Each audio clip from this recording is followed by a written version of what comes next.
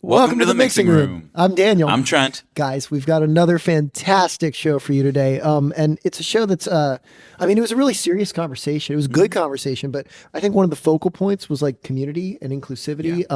And this guy does a lot of that with his band and with some of the jams that him and his band host. But I think quite honestly, it's something that, we try our best to bring to the table here too, right? Yeah, certainly. That's a through line through all of our interviews with trying to bring as many different people in our community to our table to share their stories, for sure. And actually, at one of his open jams, or maybe at a couple, one of your buddies got to actually sit in. Yeah. I have a lot of friends that are musicians outside of Nashville too, and one of those is my good friend John Jedrzak. Go check out his band Street Beans. We got to have them on it. We really do. That would be awesome. I don't know how we get 8 mics though. It would be kind of like trying to have all of the Tasty Soul on. Yes, it would, but that's okay. We can always have we can have a couple of beans, right? Maybe not the whole street, but and again, it's all about community. It's all about, it's the horn section. It's bringing people into the fold, right? Community, inclusivity, opportunity, room for growth, right? And all of our artists, much like us as hosts, are still growing as, performers and as songwriters, and they're kind of finding their way. And I really think today's guest does a great job of creating opportunities, not only for other people to join into the fray and be a part of that growth, but also just to continue growing as an artist. the collabs, Trent, the collabs. The collabs run deep. Yeah, just to name a few of them, you got Grace Bowers, Sheldon Smith, AC, Owen Fader. The list goes on. It's all about bringing new people into the fold. Right? Yeah, absolutely. We talk a lot in this interview about the community and the great jams that this artist and their band host, but they also have new music. Earlier this year, they dropped their self-titled EP, and just a couple days ago as of recording, so maybe about a month ago when you guys are hearing this, they just released Mr. Fly, including one of those collaborations, those features that Dan was just talking about. Yes, and I actually had the privilege of sitting down with this guy a couple years back when I was still a student at Belmont. He was an artist featured on the YouTube series Belmont Tracks. They did an interview component called Behind the Track, and I got to sit down and talk with this guy. And so it's a real pleasure to get to sit with him again. Pleasure to have Trent here with me for this time around. I see no reason to stall any longer, other than let me just say, guys, New Heights Brewing, July 17th. If you're listening to this show within a few days of it coming out to New Heights Brewing on July 17th, you'll see me, you'll see today's guest, you'll see some other Belmont alum at the Young Alumni Mixer event that's taking place at New Heights Brewing Company, and you'll get to hear some great music from today's guest. So without further ado, please welcome to the Mixing Room, Cam Gallagher. Cam, welcome to the Mixing Room. Thank you for being here. Thank you for having me. I'm excited to be here. Of course. So we tend to start these with childhood and the early days, and I feel like it's only right to talk a little bit about influences and some of those early experiences around music and around when you first picked up an instrument. What'd that look like for you? Yeah. First instrument I ever picked up was guitar. So I was originally a guitarist for a very long time. That was my first love. And, musical influences, I always say, like in my household in Park City, there was a different song playing in a different room of the house. My parents, they're not musical. There's, no musical talent there, but they are appreciators. And that's all I could ask for. So every room they would play different songs. So master, bedroom, John Coltrane, A Love Supreme. And then guest room, Bob Marley, Jimi Hendrix somewhere. It's just kind of this hodgepodge of stuff. So, first instrument was guitar, and I didn't get into saxophone until middle or junior high. We had a really good jazz program, and I wanted to audition for it, and I got in. I was like, oh my gosh, that's so cool. And then I realized I'm going to actually have to practice saxophone now. So I had to put the guitar down and I focused on saxophone, and I just kind of got into it. So that's how I got into saxophone. And early influences, it was all over the place. James Brown is one that comes to mind. George Harrison is someone I absolutely adore. That's someone I listen to a lot. So it just changes, any day, Any memorable moments from junior high or high school as you're learning to play sax or even guitar? Oh man. Honestly, the things that come to mind are just the camaraderie of music when I was younger. Cause when you're growing up, that's a hard time of life, Right. You just kind of figure yourself out, and I was super clumsy too, so I was always like tripping on stuff. So that was crazy. Yeah. But I just remember like picking up the instrument and just jamming and having a connection with people was always really cool. So I think the togetherness of music was always an A+ kind of thing. Yeah. And then you move to Nashville, you attend Belmont, you meet, I assume at some point along the way, the members of what becomes the Tasty Soul.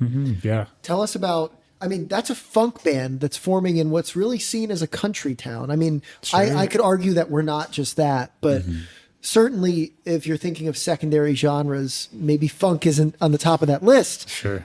What does that look like? When do you know, oh, we have something special here and something that we can sustain? Because Sure. again, that's not really a genre that comes to people's minds. Yeah, right Nashville, you think, funk You think music, right? twang. Yeah. Chicken picking, right? Right. Yeah. Well, it's funny. Like, so the Tasty Soul actually originated in Utah. I got my undergraduate degree. By the way, not a funk heavy. Yeah, town. you think Utah, you think funk music, right? That's not really a state that's, Yeah, no, it's crazy. I always say it's the most beautiful state with the worst seasoning because there is none, So I grew up with no seasoning, but it's crazy. But yeah, so it originated in Utah when I was getting my undergraduate degree at the University of Utah. And again, always loved funk music. Like I said, James Brown, Parliament, all these people were like huge influences. So I kind of wanted to tap into that like sonic space, So I started it in Utah. We would gig around town. And then I was, once I finished my degree, I decided, all right, I think it's time for, some change in my life, go to a bigger music scene. And Nashville was the place that came to mind because of Belmont. So I was like, all right, going in with the idea that I was going to meet new people and kind of take what I had built in Utah and expand upon it. And, I achieved it. That was really, really cool. And the way that I met all of these people and cultivated this really cool relationship was through Belmont and through classes and through ensembles and, just hanging out and getting coffee and getting to know everybody. And it was super cool because finding out everyone's interest in music perfectly aligned with, oh, whoa, this is what I was into. So in that space of like jazz fusion or traditional funk or soul music, everyone I met through Belmont kind of had this shared love of music. And I was like, okay, these are the people to, build this iteration of the Tasty Soul. So yeah. Yeah, very cool. So you start building that band out and you start discovering people who have similar interests, shared passions, and you start developing that band chemistry. How does that translate to live shows? Because obviously that's a huge part of what you guys are doing. How does that band chemistry play a role? How do you determine how a live show is going to go? Things like set list, all of that. Take us through it. Yeah. Well, first thing with chemistry, when you have a connection with someone, right, just like right off the bat, there's kind of this, I don't know, you feel you feed off of each other's kind of energy that you're able to tap into. So the great privilege of going to Belmont is, the like-mindedness of everyone was there for music in some capacity, right, and wanted to create.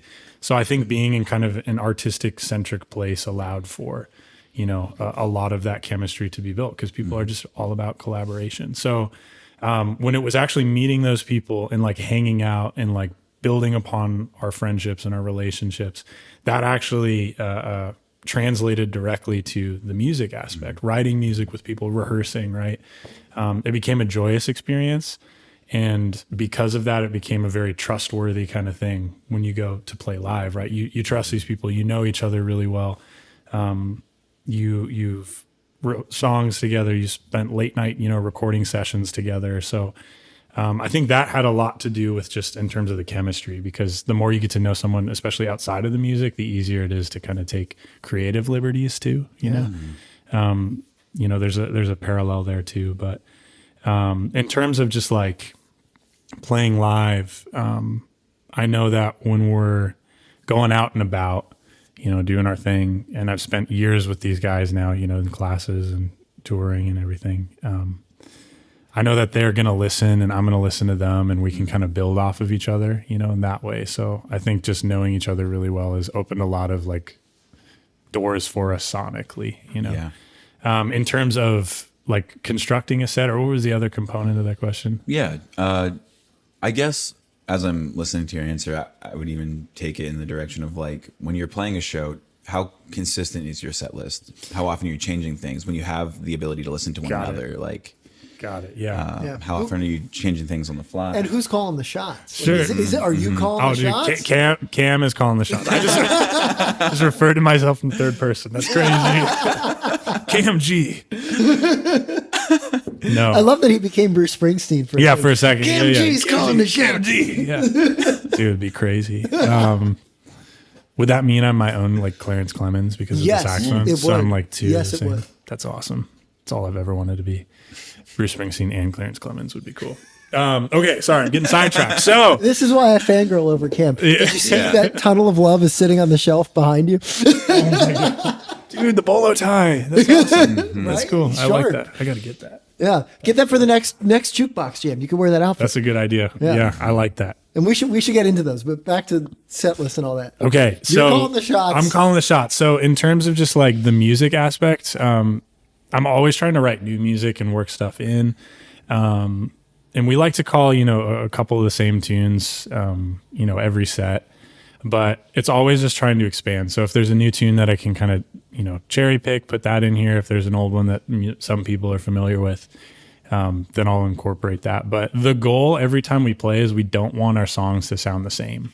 There has to be a different energy behind it. Like we're always hype, but we always want to make sure that we can kind of take it to a new place.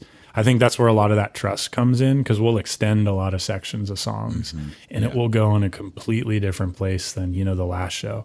So I think always just trying to be kind of fluid in that way with our music is really important because, the essence of the Tasty Soul is we want this to be a communal experience. We want it to be a party. We want it to be fun, but we want it to be ever changing. Yeah, that's kind of the challenge. So when we put the songs together, when Cam G calls the shots, it's just a matter of exploring the musicality and listening to one another and just kind of seeing where the music takes us. Right. Well, and that beautifully segues into the next thing that I want to really get to here, which is the open jams. Yeah. I mean, in a recent interview, I pulled this word for word. You said, these projects come from a place of friendship, curiosity, and joy. And I think that's a beautiful way to put not only your live shows, but also these open jams. But talk to me more specifically about the mission statement of what it is that you and the Tasty Soul do and what you are trying to do and convey with these open jams, because there's not a whole lot of opportunities like this here in town. Yeah. The whole kind of mission statement behind the Tasty Soul is it's three pillars that it's built upon: community, unity, and positivity. And we were, blessed with the opportunity to play at the Underdog and have a reoccurring thing there. And the whole idea behind what I'm trying to build with this jam is that we can create a space and place where everyone is welcome, all musical instruments are welcome, all walks of life are welcome. A place where you can walk in and just be met with just overwhelming amounts of joy and just like positivity and fun. I think a lot of the time when you're an adult and you're kind of pursuing a dream and doing these things, there can be a lot of like hardship and doubt. And I want to make a place where, everyone is equal footing and we all see eye to eye and we're all supportive of one another. So the end goal here would be to make this place where you walk in, you can make new friends. Maybe a band starts there. Oh, there's an opportunity for a gig. Whoa, I met this so-and-so and they hit me up with a studio session. Get to know like us and make friends and ultimately give everyone an opportunity to play. That's the most important thing. There's no ego when it comes to, the Tasty Soul Jams. We're encouraging, we want everybody there. It's a tiny stage. And one time we had probably 6 or 7 horns. It was insane. We did not fit on the stage, but we're like, bring it on. Let's get some more people. So the whole idea is just cultivate opportunity, togetherness through music and just have fun.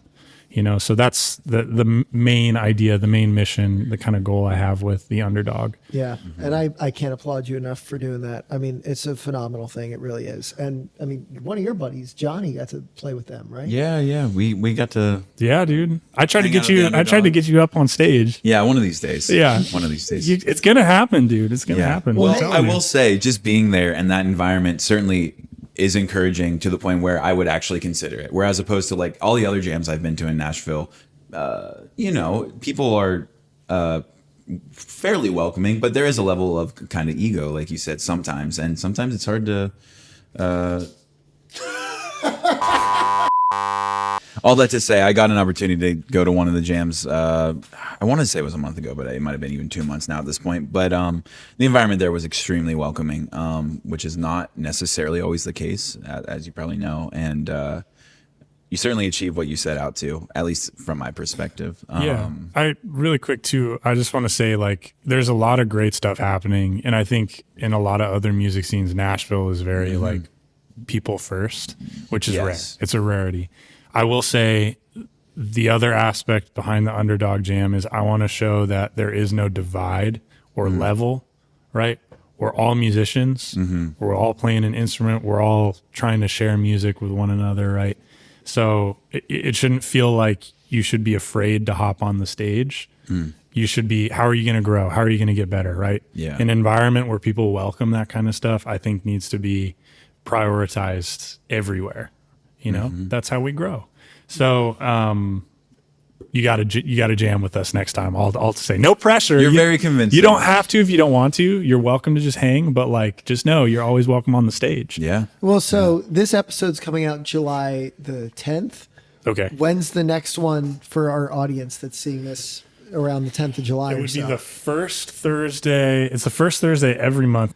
It would be August 6th. Okay. 7 p.m. August the 6th. All right. Well, so if you're out there listening and you want to take part in one of these jams, Cam Gallagher and the Tasty Soul do a phenomenal job, as Trent said, and as Cam has already said, of making an inclusive atmosphere. Please go take part in the jam and in the music. And by the way, if you're looking for something sooner than that, come check out Cam and the Tasty Soul over at New Heights on July 17th. Yeah. We're playing New Heights July 17th. Yes, and that's in conjunction with our alumnus, right? Yes, We're doing things with Belmont, with the Alumni Association. So do you want to kind of give a quick pitch of that? Yeah. So basically, the whole idea is, Bruins want to help Bruins, right? And again, Belmont's a beautiful place. We're bringing people together, and there's a real strong sense of just camaraderie, right? And so the goal behind, our alumni group here is that we want to make sure that we're guiding, recent alumni and upcoming alumni, down the right path and show you, hey, like, we're here for you. We haven't forgotten about you, right? Like we're all in this together. Yeah. So we're going to be meeting at New Heights at 4 p.m. And there's going to be live music featuring the Tasty Soul. There's going to be some good beer if you drink, or just a good hang, But we welcome all those, fellow Bruins to come join us there and, break some bread, drink some beer, and dance to some funky tunes. Absolutely. And Trent and I will be there. And again, that is July the 17th. You said starting at 4 p.m., I believe. 4 p.m. Yeah. Check it out. The Belmont Young Alumni Association will be putting that on. We'll be supporting our alma mater. And we'll be jamming out with Cam Gallagher and the Tasty Soul. So come join us. And now we got to talk a little bit about your catalog and some of your collaborations. Because I was, checking out your extended, your Spotify, your Apple Music, all your streaming.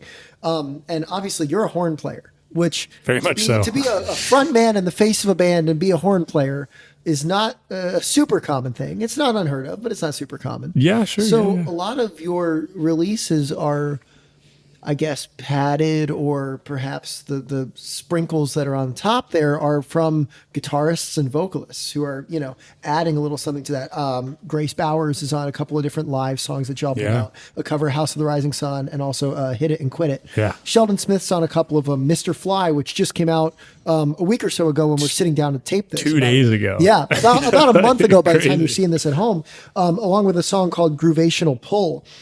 Sheldon's on that, and also a guitarist named Mike Valeris. Am I saying that right? And guess what? Mike Valeris is a professor at Belmont University. And Mike's a professor at Belmont. That's nuts. Super cool. Dude, AC's on Hot Coffee, and of course the live release of Snickle Fritz. Yeah. Owen Fader's on that Hot Coffee too.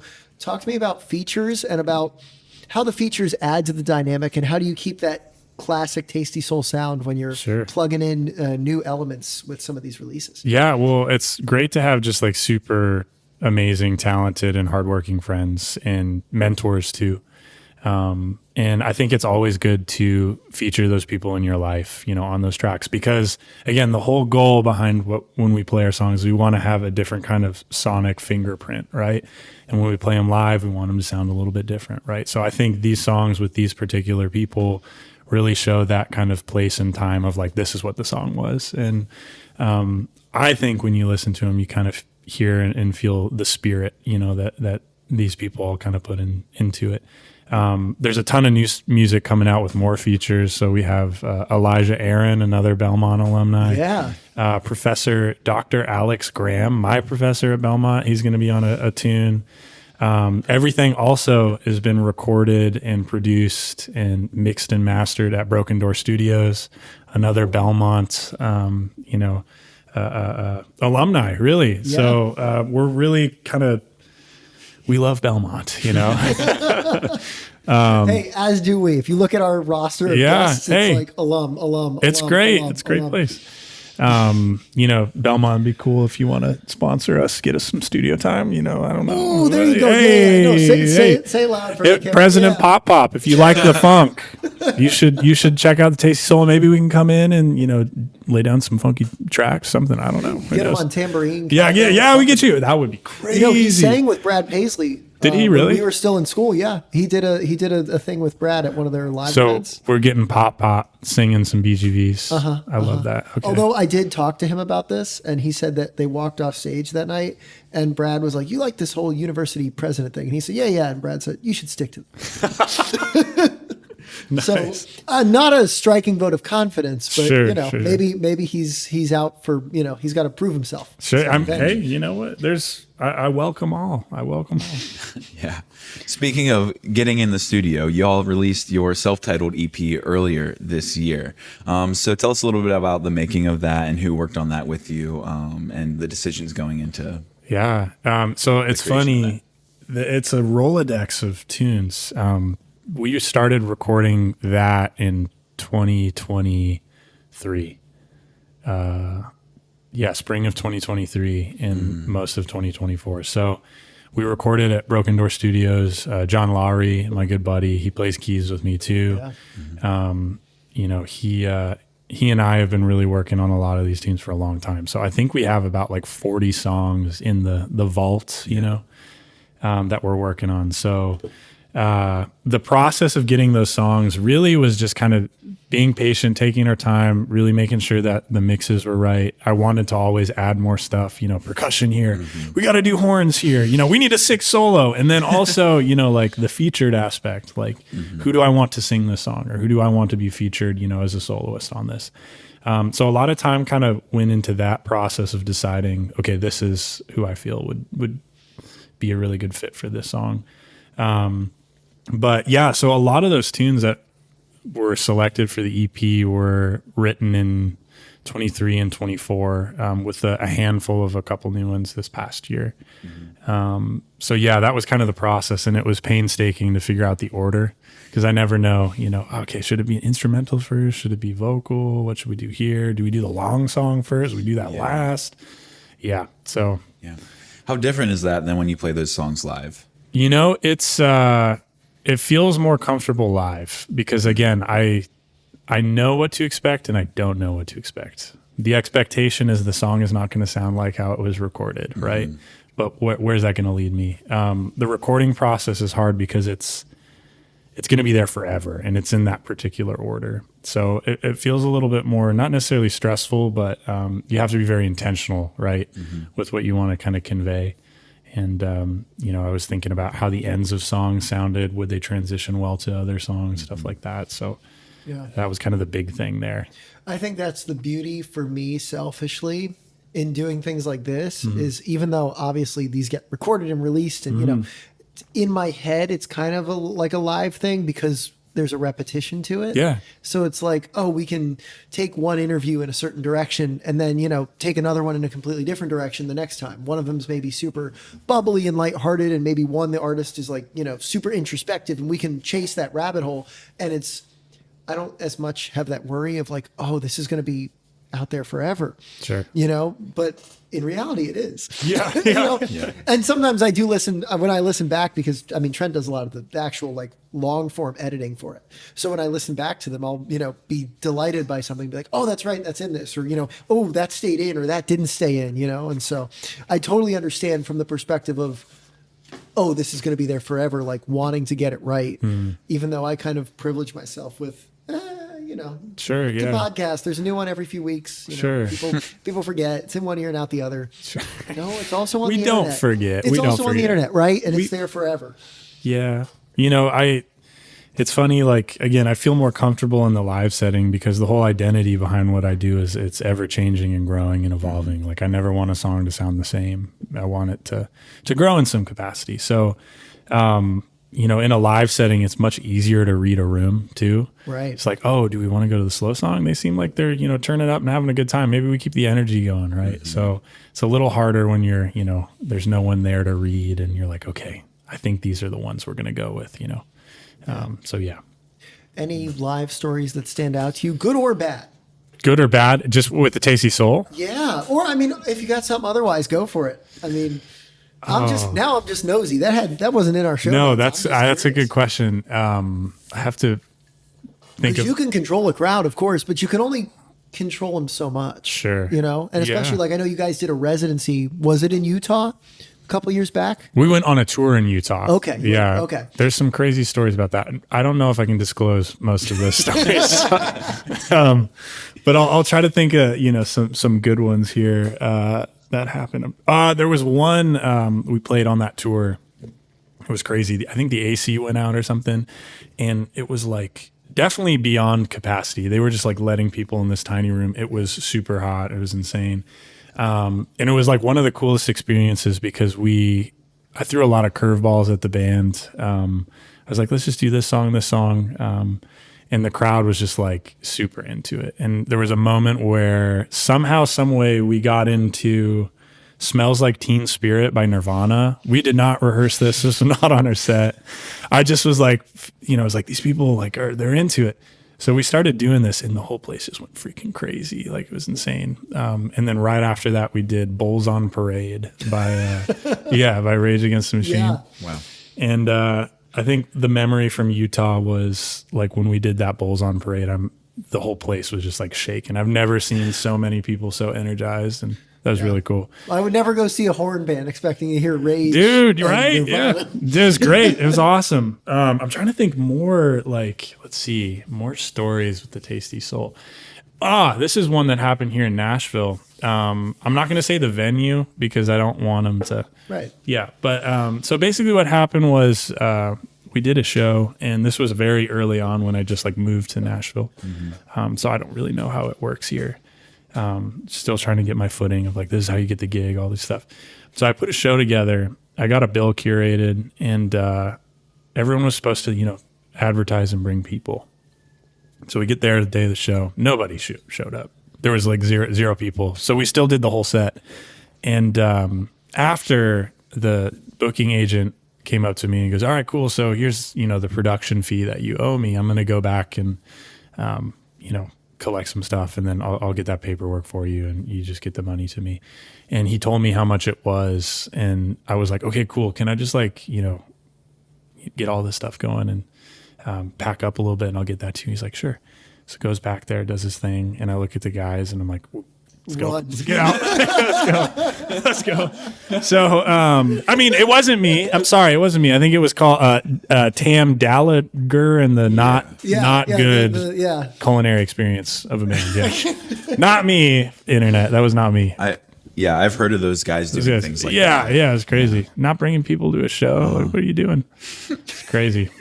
Yeah, I'm sure when they ran out, they probably felt a lot of adrenaline and have not returned to that venue ever since. No, I think that is a little bit of a wake-up call when you have your first show where nobody shows up, and it's like, oh, now I owe the venue money? Yeah. Wow. Whoa. Okay, there we go. Yeah. Yeah. It's crazy. Yeah. I mean, not to put it back to us or anything, but that's why we try to do what we do here. It's a small piece of promotional material that, it's I mean, it's a drop in a much larger pond, but if we can create a ripple, right? Like everybody's trying to bring people to their shows. Yeah. And it's 10 times harder right now because everybody's, a couple years out of college and still trying to make ends meet. And, gas is expensive and tickets are expensive. And, there's a lot of elements at play, but there's so many great people that deserve to be seen, yourself and the Tasty Soul included. Thank you. First among many, so it's part of what we try to do here, but it's also, it says a lot about an artist when they're actively trying to promote, some artists kind of just put the show poster up and wait for the event to happen. But I mean, you're out there. I mean, you talk to me about Jam in the Van. Dude, you just did that recently too. Yeah, that we'll just be releasing too. Yeah. So that'll be out. Go check that out. Jam in the Van. Jam in the Van was really cool. That was like a bucket list kind of thing. Next on the agenda is Tiny Desk. That's going to happen. Yeah. But no, Jam in the Van was cool. I actually heard about like their live. I don't know if you guys have heard about like the live video reviews they do or song reviews. I've heard some, but but perhaps our audience isn't as familiar, and perhaps I'm not entirely familiar. Sure, yeah. Go ahead and dive in. One night last year I was doom scrolling on TikTok, as you do, and I just saw like a live stream, and it was someone with Jam in the Van, and I read the descriptions like we're giving independent artists live reviews, and I was like, oh, that's so cool. So I sent in a song, not expecting anything, and like a day or two, they emailed me and were like, hey, like we would be interested in maybe having you come do Jam in the Van. That'd be cool. And I was like, are you serious? Like, oh, yeah, that'd be great. So that's kind of how I got my foot in the door with that. And they dug the vibe. And I took a bunch of my buddies, the Tasty Soul members, to LA, and we did like a little LA tour. We recorded Jam in the Van.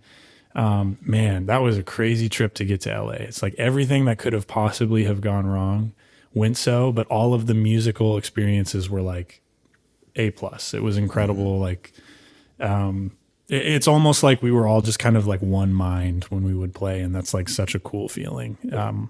Hopefully that'll happen again, but, Jam in the Van was really cool. We did 3 songs there. It's super like go, fast pace. I think they do like 4 or 5 sessions in a day. So we got there, the band was just finishing after us, super killer. And then we go, and then there's a band after us, all these things. So we did our 3 songs. We did Gravitational Pull, Mr. Fly, and Snickle Fritz.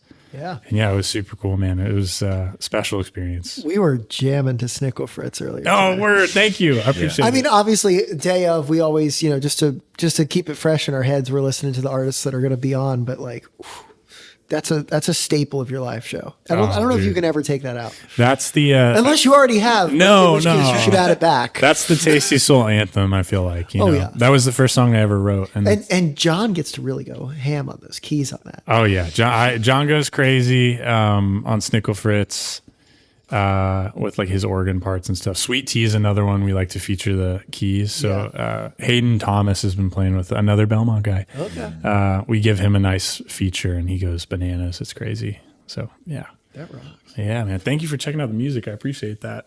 How could we not? Not only is that our job, but it's I was phenomenal music. I was gonna be like, besides an obligation. Yeah. We're gift. contractually obligated. Pretty much. Yeah.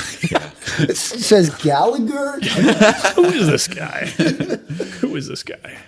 Okay, so talk to us a little bit about the live business for weddings and other events, and how that fits in the whole picture too. Yeah, dude, that's a great question. So I recently just started a live music services for weddings and corporate events, private celebrations. So the idea was to establish kind of this separate identity from like the artist project of the Tasty Soul. Again, we're all about collaboration, fun, community, all these things.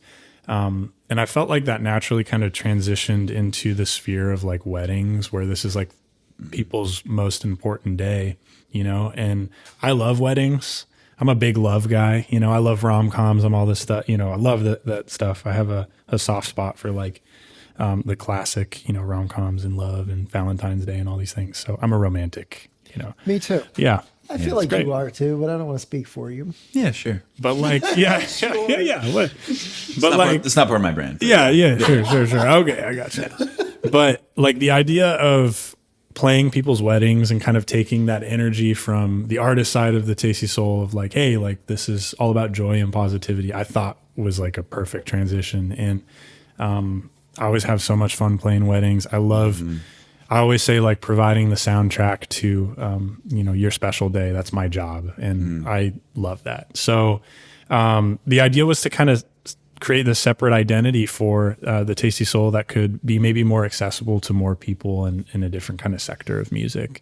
Plus that allows for, myself and all my friends and musicians to have an opportunity playing. And that ties into the jams too, where I'm always looking for musicians. Like the goal is I want to get Belmont people. I want to get Nashvillians. I want to just get,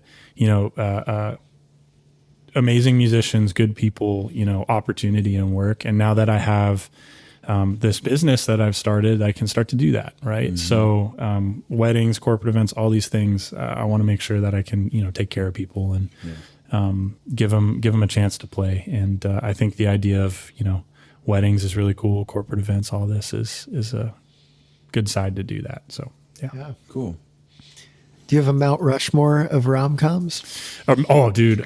So 10 Things I Hate About You, you have to do.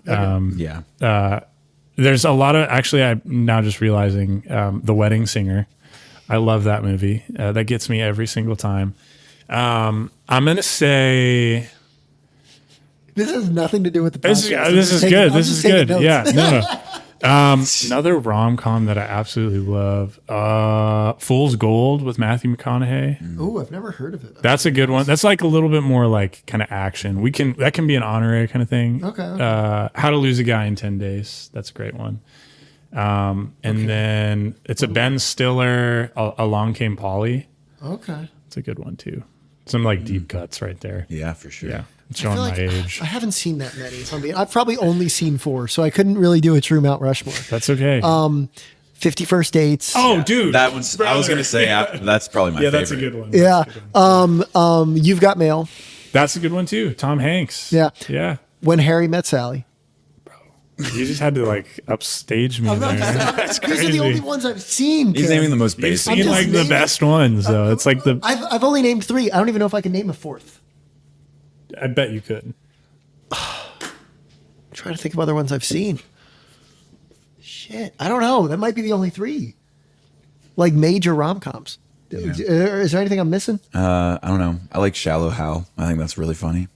Dude, that's like actually a pretty profound movie. Yeah. Like it's kind of deep too. It's super deep. Yeah. Yeah. There's a lot of stuff there. Yeah. That's a good pick. I haven't seen that in a long time. I might watch that later tonight. Crazy. All right. One more Mount Rushmore while we're doing this. Mount Rushmore of...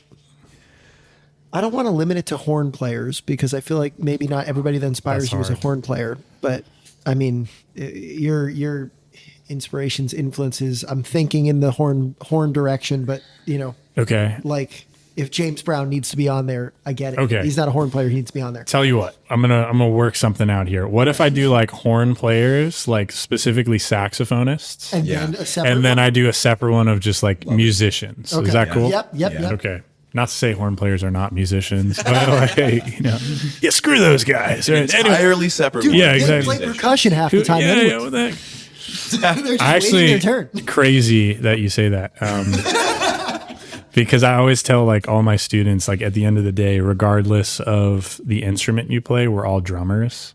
The reasoning behind that, right, is rhythm. Everything you have to do has to groove, right? When you play something that's like awesome and it feels good, right? It all has to do with the idea of like groove and fitting in within an ensemble. So even just the very nature of like playing saxophone and like pressing down keys is percussive, right? Yeah. Releasing and pressing keys, all these things. So anyways, I could go down that rabbit hole forever, but No, but you're so right. it is. We're all drummers, dude. Yeah. Heartbeat, dude. We walk to our own beat, bro. We're just grooving and thriving, surviving, trying to do the thing, And if you get a little too anxious or a little too depressed and your beat's a little too fast or too slow, it Your throws song everything off. changes, dude. Your song changes. All right. All right. Mount horn players, Rushmore. Mount Rushmore. All right. Maceo Parker, purely because he is kind of the blueprint for like funk saxophone. Ooh, okay. I would say.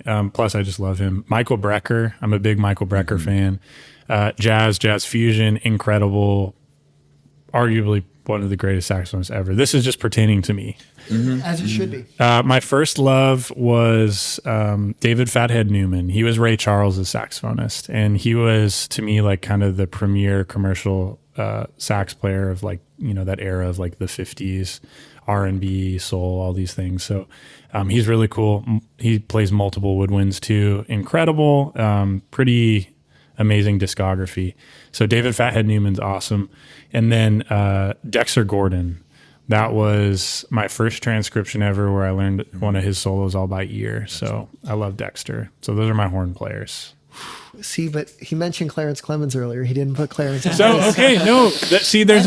I know I'm having a personal bias here, but like, dude, Clarence is incredible because he like inspired a whole generation. Really, like the whole vibe of like rock saxophone, right? Like you think of like rock sax guys, it's like Clarence Clemens, Bobby Keys from the Rolling Stones. Yeah. So like there's this whole kind of. And who's the guy who played with Billy Joel? I mean, I know he was kind of influenced by Clarence. Mark Rivera, is that his name?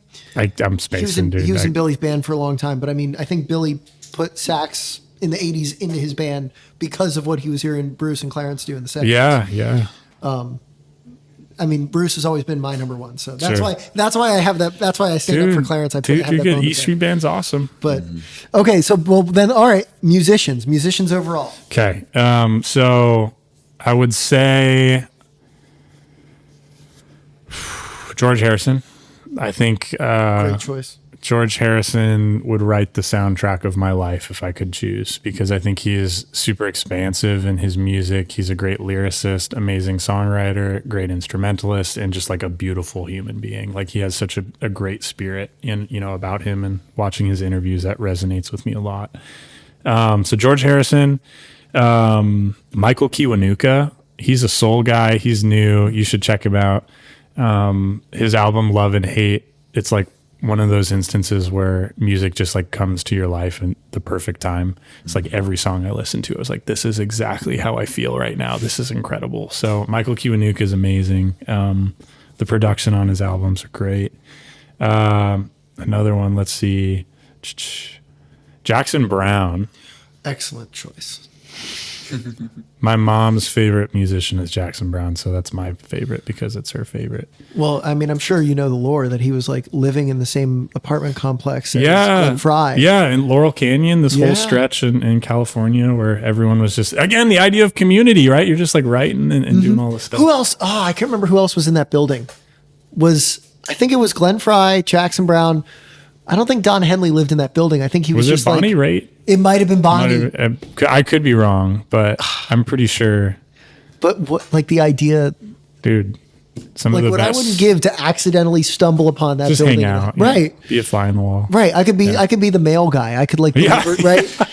I could put some stamps on something and just drop it off at the Sure. door and just be like, hi, you're going to do something really cool in a couple of years. Yeah. Hi. Ah, Yeah, dude. okay. Jackson Browne, I love. I think he's the greatest lyricist, in my opinion, greatest lyricist of all time. He's great. And then I got to say James Brown. Yeah. Just because like funk and, his music is just, he really inspired like so much. Like he's the most sampled artist of all time. Ooh, I didn't know that. Yeah, dude. It influenced hip hop, right? Again, really changed commercial music altogether. And then I'll say in my fifth spot honorary, if we got to sub someone out on Mount Rushmore, even though that's not a thing. Because sports. D'Angelo. Okay. Do you know D'Angelo? I can't say that I do. Bro, check out D'Angelo. It will change your life. Amazing. You wrote that down really quick while maintaining eye contact there. I was like, whoa. I was like, damn. This is not my first rodeo. I was like, dang, okay, that was efficient, man. But okay, ooh, those are good lists. Absolutely. We've certainly got our homework cut out for us. Yeah. Yeah. But all right, and we did before this taping, we did advertise that we were going to be sitting down with you tonight. We do have a couple of fan questions for you that were submitted on our social media. Really? So, all right, one more fan question for you. What artist or band inspires you as a musician to be creative and think outside of the box? Whoa. Dude, that's... I mean, I guess any music can inspire you, but who do you go to when you're looking for that extra push?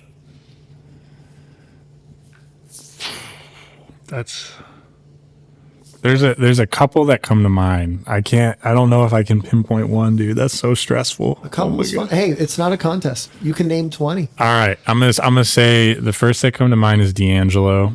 I love D'Angelo so much. George Harrison as well. I always listen to George Harrison. The All Things Must Pass album is so cool because there's a lot of cool horns on there. Plus great lyrical writing and interesting chord progressions. And then Leif Fulbeck. Mm-hmm.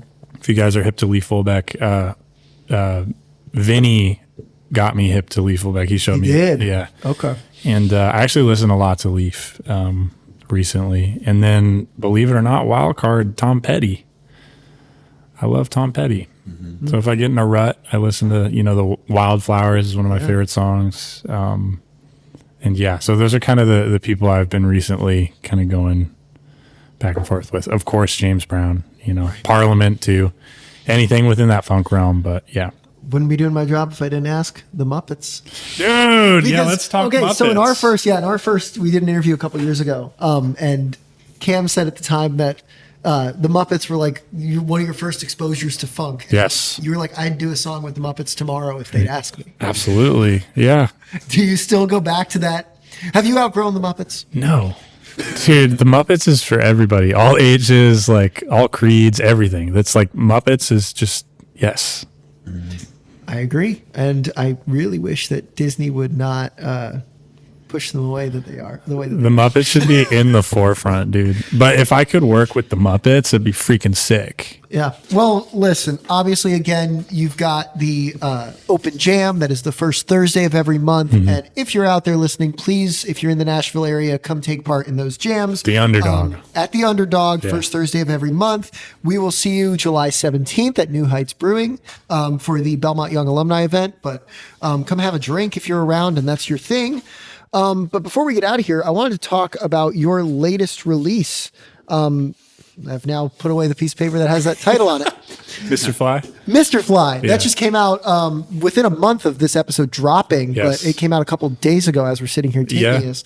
Talk to us a little bit about Mr. Fly. Yeah, Mr. Fly was a song that I wrote for my graduate recital originally, and I actually never made it to the graduation recital, but I got a whole song out of it, so that was really cool. But the whole goal behind the song was I wanted to write something that was in the style of like the 1970s soundtrack to like the blaxploitation films. So like the Superflies and like the movie Shaft, like that whole soundtrack, incredible. So I wanted to try and create a piece of music that like paid respect to the ones that came before and music that inspired me. Because the whole like Superfly album I listened to like front to back. I love that album. It's so good. And the storytelling's awesome. But so that was kind of the inspiration was, could I write a song that was kind of the vibe of those tunes? And it features, Jacob Yim on alto saxophone, Johnny Green on trombone, myself, my buddy Joseph Tran on Barry saxophone, Sheldon Smith is singing. Nice. It's awesome. Tierney Sage on percussion and drums, Sam Spheris on bass, Vinny Bonds on guitar, John Lowry on keys. Oh my God, am I forgetting anybody? There's so many people, dude. You know what though? This is, and I'm not trying to toot your horn too much, but this is something that you make a point to do because I've seen it in your other interviews and in your other live appearances. You make a point to shout out your band members. Dude, they're the goats. They're the best. Not just like, I love them. Tasty Soul. Like you make a point to go name by name. I love those guys. They're great. And I think it's a testament to you, and I think it's why you get to work with such great people. I mean, we talked earlier about your features, Sheldon being one of them, and it's like, wow, these are a lot of impressive people. These are a lot of great vocalists, great guitar players, and it's because of the credibility that the musicians themselves have because of the credit that you give them. Dude, it's really remarkable because you are the front man of your group and you could take it all for yourself, right? Cam decides to sell us. Cam decides to sell us. But you really do a great job of shouting everybody out. And dude, thank you. I just want to give you props for that. And again, if you're listening at home, if you want to follow Kim Gallagher and follow The Tasty Soul, we will put the links to all the social media pages in our description of this episode. So be sure to follow Cam, be sure to follow The Tasty Soul. You can stream all of their music on pretty much every digital platform. Yeah, anywhere you stream. You can catch them live again, July 17th at New Heights Brewing, and the first Thursday of every month at the Underdog. For the open jams. Cam, thanks for being here. Dude, thank you so much for having me. This is a lot of fun. Yeah, this has been a blast. Dude, nice. Yeah. Pop. Come to the next open jam. Come jam, dude. That concludes our interview with Cam Gallagher of Cam Gallagher and the Tasty Soul. We hope that you guys enjoyed today's episode. If you did, make sure to go like, comment, and of course, subscribe on YouTube, follow us, and comment on Spotify. If you're not following us on our social media pages, go ahead and check those out as well. You can find us on Instagram and TikTok and Facebook. Just look for Mixing Room Podcast and you'll find us there. You'll find some exclusive clips and bonus content, things of that nature from this episode and more. If you want to go even further in supporting the podcast and helping out our community here, you can, of course, leave a donation by buying us a coffee. That's at the link in our bio at most of those places, Instagram, Spotify, etc., YouTube. A little goes a long way, guys, and we appreciate the support. We will catch you next time with our guest, Arden Sneed. Until then, I'm Daniel. I'm Trent. We'll see you then. Peace.